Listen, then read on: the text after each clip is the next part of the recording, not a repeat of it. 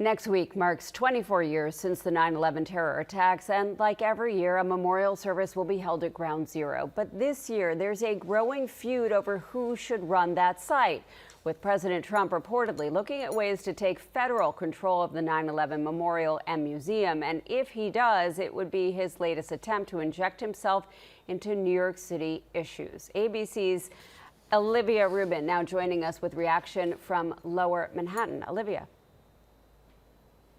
Good evening, guys. The Trump administration has already tried to take an outside role in managing museums around the country. But now the president has his eye on one right here at home, as you say, the 9/11 Museum. That's according to a new report from the New York Times. The paper is reporting that the Trump administration is looking to take over the memorial and museum, though it's not exactly clear how or why they would do so or what the plans might entail. The White House now did not immediately respond to our request for comment, but the move would come, as you say, as Trump has drawn criticism over his efforts to take over other museums, including Washington, D.C.'s Smithsonian. Now, some New Yorkers are speaking out against any such takeover right here, including the museum itself. Its president saying in a statement that they've raised $750 million in private funds for this museum, adding that it wouldn't make sense for the government to step in right when they're trying to cut operating costs. And one man who responded on that very day,